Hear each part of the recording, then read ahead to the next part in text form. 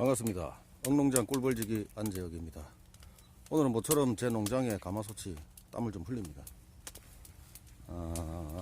작년 가을에 말렸던 시래기를 삶고 있습니다. 냄새가 정말 좋습니다. 그리고 팁 하나 드리면, 가마솥 뚜껑 무겁죠. 그래서 저는 이렇게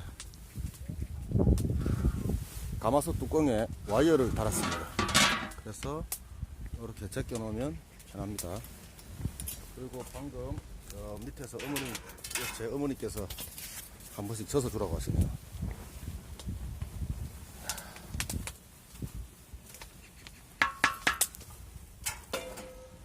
자, 넣고, 자, 오늘은 시래기를 삶으면서, 그리고 불멍을 때리면서 쟤랑 같이 봄벌이 필요한 게 무엇일까, 봄벌에게 무엇을 해줘야 될까에 대해서 좀 이야기 좀 해봤으면 합니다. 일단 봄벌 필요할 때는, 봄벌 키울 때 필요한 건 보온해줘야 되고, 물이 필요하고, 화분떡이 필요합니다.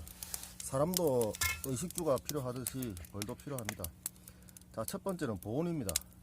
실제로 야생의 꿀벌들은 한 2월 중순, 3월 이렇게 돼야 활동을 시작하고 산란도 하고 하겠죠. 근데 그때 벌을 깨우면 아카시 필 때까지 시간이 너무 짧아서 실제로 벌을 많이 담지를 못합니다. 그래서 인간이 벌들을 미리 깨운 겁니다. 그럼 미리 깨운 것만큼 이제 사람들이 좀 해줘야 되겠죠. 그래서 보온이 제일 첫 번째일 것 같습니다. 제 영상, 앞에 영상 보시면 알겠지만 소비를, 넉장 있는 소비를 2장으로 압축을 하고, 그리고 그 위에다가 아예 비닐을 디귿자로 덮어 씌웁니다. 그리고 그 위에다가 신문지를 덮고, 그 다음에 개포를 덮고, 보온 담요 덮고, 엄청나게 단열을 많이 시킵니다. 그리고 그 위에, 벌통 위에는 다시 보온 개포죠. 보온 개포를 디귿자로 완전히 꺾었다가 이제 아침에 해가 뜰 때 앞에만 개방시켜주고 저녁에 다시 또 내립니다. 그래서 보온이 제일 중요하고요. 그 다음에 급수가 또 필요할 겁니다. 모든 동물들은 이제 생체활동 하려고 하면 물이 필요하듯이 우리 벌들도 이제 급수가 필요한데, 저는 자동 사양기를 계속 씁니다. 그래서 1년 동안 1년 내도록 철거하는 법이 없습니다. 아까시 꽃 필 때, 이제 꿀이 들어올 때는 굳이 필요가 없이 철거를 하고 또 세척을 하고 하지만 나머지는 계속 달아 놓습니다.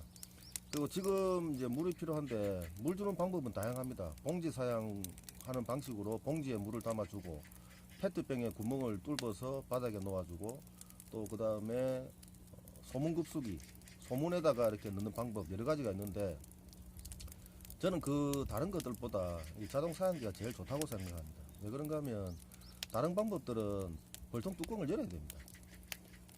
벌들이 이 산란 온도, 산란 육아 온도 35도를 맞추기 위해서 아주 노력을 많이 합니다. 그것도 월동을 난, 체력이 바닥난 허약한 벌들이. 근데 그 온도를 맞춰놨는데 내가 내검을 하거나 아니면 물을 주거나 하기 위해서 벌통을 자꾸 열어보면 벌들에게 중노동을 시키는 거겠죠. 그래서 저는 자동 사양기로 계속 공급을 합니다. 자동 사양기의 장점은 그거죠. 제가 편합니다. 일단 그냥 물 계속 공급하면 되고, 그리고 물이 서서히 조금씩 들어가기 때문에 항상 벌통 안의 온도를 유지하고 있는 그 물을 꿀벌들이 먹게 되니까 스트레스 덜 할 것이고, 외부로 나가지 않으니까 농약이나 저체온증이 안 걸릴 거고. 근데 어떤 분들은 비닐 개포를 덮었으니까 비닐 개포 위에 결로가 생긴다, 그리고 그 물을 이용하면 된다고 말씀하시는데, 저는 약간 좀 생각이 다른 게, 비닐 개포 위에 결로가 생긴다, 곰곰이 한번 생각해 봅시다. 결로가 생긴단 말은 온도차가 크단 말입니다. 내부와 외부의 온도차가 클 때 결로가 생깁니다. 우리가 사는 집도 그렇죠. 단열이 잘 되지 않고 우풍이 심하면 결로가 생기고 벽에 곰팡이가 피고 안 좋습니다.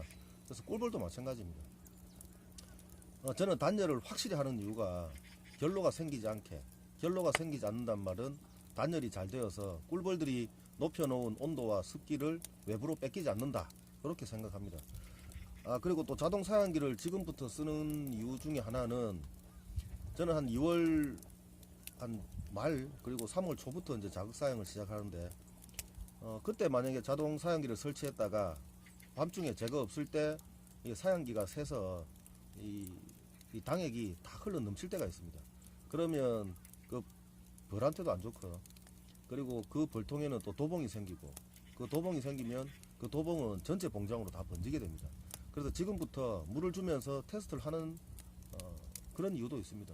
이렇게 하다가 새는 곳 점검해서 사양기를 교체하거나 시스템을 보완하면 나중에 당액이 들어갈 때도 안전하게 사양기를 쓸 수가 있겠죠.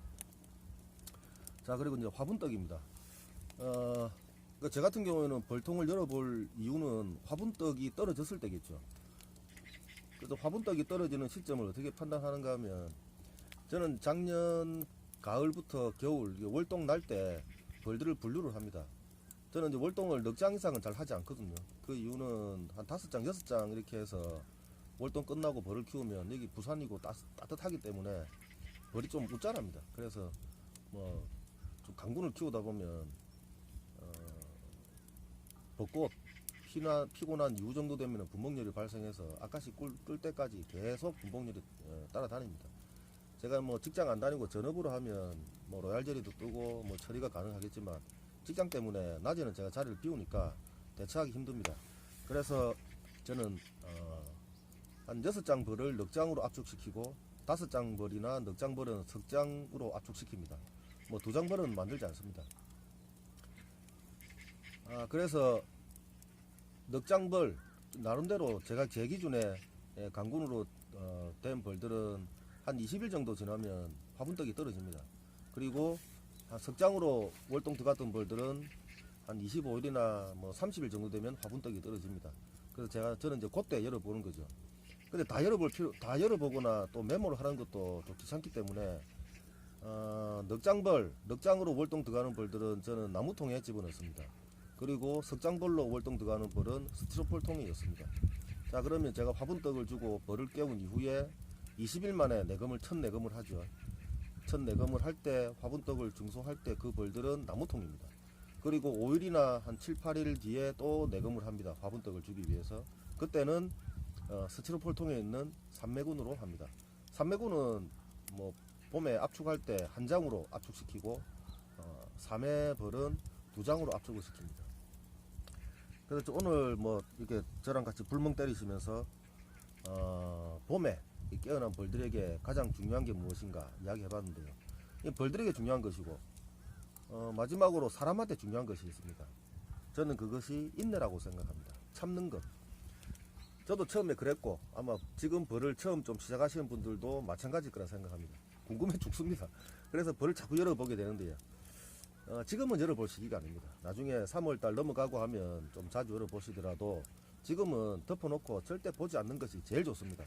외부 온도가 뭐 10도밖에 올라가지 않습니다. 근데 벌통 안에는 35도를 유지해야 되고, 그래서 그 온도의 균형을 깨기 시작하면 벌들은 많이 힘들어합니다. 자, 이 점 유의하시고 끝까지 참고 버티면서 20일, 25일 뒤에 벌을 내검하시면 아마 좋은 결과가 있지 않을까 그렇게 생각을 합니다. 이상 마치겠습니다.